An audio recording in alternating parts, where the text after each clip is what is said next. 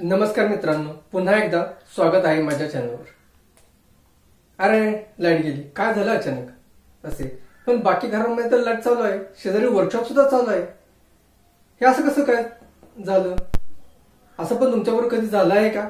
कोणी म्हटलं पण असेल की सिंगल फेज सप्लाय बंद झाला आहे व 3 फेज सप्लाय चालू आहे, असे प्रश्न तुम्हालाही पडले असतील ना. तर आजच्या व्हिडिओमध्ये आपण सिंगल फेज आणि 3 फेज सप्लाय म्हणजे काय, तसेच न्यूट्रल लाईन म्हणजे काय व डिस्ट्रीब्युशन सिस्टम सिंगल फेज व 3 फेजची कशी असते याविषयीची माहिती घेणार आहोत. तर चला मग समजून घेऊयात की सिंगल फेज सप्लाय. सर्वसामान्य घरांमध्ये जिथे फारशी वीज लागत नाही तिथे सिंगल फेज सप्लाय वापरतो. सिंगल फेज सप्लाय मध्ये आपल्याला 2 वायर्स पाहायला मिळतात. एक वायर असते ती असते फेज वायर व दुसरी वायर असते ती न्यूट्रल. फेज वायर मध्ये काहीतरी प्रमाणात व्होल्टेज प्रवाहित होत असतो, म्हणजे 230 व्होल्ट आहे किंवा 215 व्होल्ट किंवा अशा प्रमाणात इथे फेज वायर मधून व्होल्टेज प्रवाहित होत असतं. तर न्यूट्रल वायर मध्ये 0 व्होल्टेज प्रवाहित होत असतं. जर आपल्या घरामध्ये असणारे फॅन्स, बल्ब वगैरे आपल्याला जर लावायचे असतील तर आपल्याला फक्त 2 लाईन्स प्रोव्हाइड केलेले असतात. तसेच अजून एक लाईन प्रोव्हाइड केली असते ज्याचं नाव आहे अर्थिंग. एक असते ती अर्थिंग. ही अर्थिंग लाईन आपल्याला आपल्या घरातील जे इलेक्ट्रॉनिक्स उपकरण आहेत किंवा जो सप्लाय जो आपल्याकडे येतोय तो ग्राउंडिंग करण्यासाठी यूज होतो. तसेच एखादा जर आपल्याला बल्ब लावायचा असेल तर ज्यावेळी फेज म्हणजेच फेज लाईन मधून काहीतरी प्रमाणात व्होल्टेज प्रवाहित केलं जातं व आपण एखादा बल्ब जोडला आहे, त्या बल्ब थ्रू तो बल्ब ग्लो होतो व उर्वरित व्होल्टेज हे पुन्हा neutral line through return transformer कडे जातो. अशा प्रकारे आपल्याला सिंगल फेज वायर सप्लाय मध्ये विद्युत प्रवाह प्रवाहित होताना आपल्याला पाहायला मिळतो. तसेच सर्किट प्रोटेक्शन साठी आपल्याला न्यूट्रल लाईन ही इथे पाहायला मिळते, म्हणजे अर्थिंग लाईन सुद्धा इथे आपल्याला पाहायला मिळते. 3 फेज वायर सप्लाय हा इंडस्ट्रीसाठी वापरला जातो. जसं की आपल्या आजूबाजूला असणारे वर्कशॉप्स आहेत किंवा छोट्या मोठ्या कंपनीमध्ये हा 3 फेज वायर सप्लाय वापरला जातो. कारण की याच्यामध्ये जास्त प्रमाणात वॅटेज असतं किंवा तिथील जी उपकरण असतात ते जास्त वॅटेजवर चालतात, त्यासाठी आपल्याला 3 फेज सप्लाय लागतो. या 3 फेज वायर सप्लाय मध्ये आपल्याला 3 लाईन्स पाहायला मिळतात. एक असते आर फेज, दुसरी लाईन असते ती वाय फेज व तिसरी लाईन असते बी फेज. म्हणजे RYB 3 म्हणजे रेड कलर, येलो कलर व ब्लॅक कलर अशा ब्ल्यू कलर या 3 कलर मध्ये आपल्याला वायरिंग 3 फेज कनेक्शन मध्ये पाहायला मिळते. व 3 फेज कनेक्शन हे जास्त करून इंडस्ट्रियल साठीच यूज होताना आपल्याला पाहायला मिळतं. आता आपण पाहूयात की डिस्ट्रीब्युशन लाईन्स काय आहेत व डिस्ट्रीब्युशन सप्लाय कशा प्रकारे होतो. जसं की आपल्या घरांमध्ये कशा प्रकारे डिस्ट्रीब्युशन सप्लाय येतो किंवा 3 फेज सप्लाय हा इंडस्ट्रीयलला कसा जातो हे आता आपण पाहणार आहोत. डिस्ट्रीब्युशन लाईन मध्ये आपल्याला डिस्ट्रीब्युशन सिस्टीम कशी आहे ते पाहूया. डिस्ट्रीब्युशन सिस्टम मध्ये एखादं जेव्हा वीज निर्मिती केंद्र असतं तिथून ज्यावेळी जो वायर मधून जो सप्लाय येतो तो 3 वायर मधून येतो. जसं की RYB म्हणजे 3च लाईन असतात, त्याच्यातून तो व्होल्टेज प्रवाहित केलं जातं. म्हणजे डिस्ट्रीब्युशन लाईन म्हणजे एखादं आपण इथे वीज निर्मिती केंद्र काढलेलं आहे. येथून काय झालेलं आहे तर आपल्याला 3 कनेक्शन मिळाले आहेत, R, Y आणि B.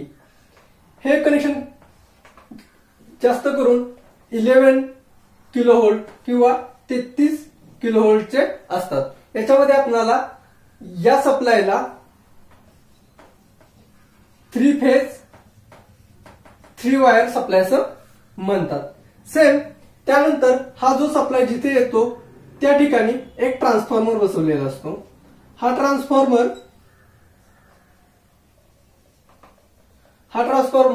या 11 केव्ही किंवा 33 केव्ही जो सप्लाय आहे याला तो 3 फेज सप्लाय मध्ये कन्व्हर्जन करतो. म्हणजे कसं 415 व्होल्ट मध्ये तो कन्व्हर्ट करण्याचं काम करतो.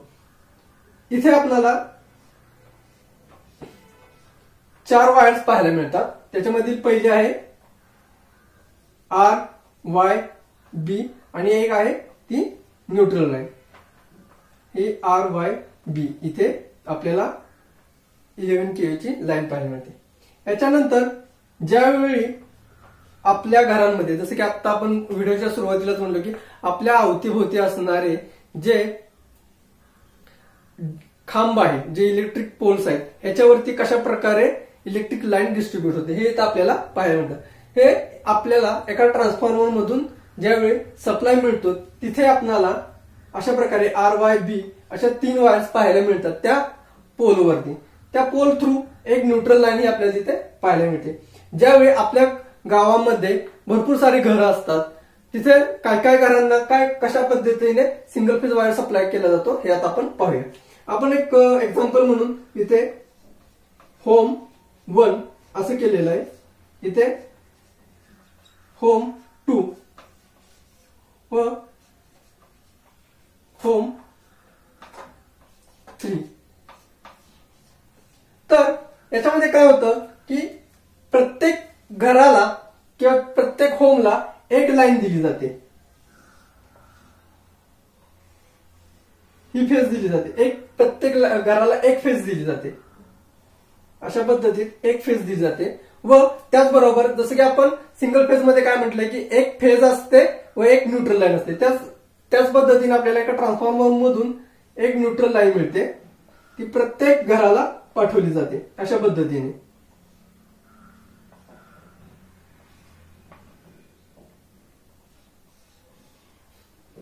अशा प्रकारे single phase wire supply provide केलेला जातो. व सेम त्याच पद्धतीने जर आपल्याला एखादं इंडस्ट्रीयल क्षेत्र असेल किंवा वर्कशॉप असेल, त्याच्यासाठी आपल्याला याच ट्रान्सफॉर्मर मधून 3 फेज दिल्या जातात.